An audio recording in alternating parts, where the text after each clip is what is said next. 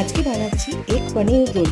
দই নিলাম, একটু কাশ্মীরি পাউডার, ধনে গুঁড়ো, জিরে গুঁড়ো, পনিরগুলো দিয়ে দিলাম একটু লেবুর রস দিয়ে 15 মিনিট রেখে দেবো। তেল দিয়ে একটু নুন দিয়ে দিলাম, তাহলে পনিরগুলো আটকাবে না।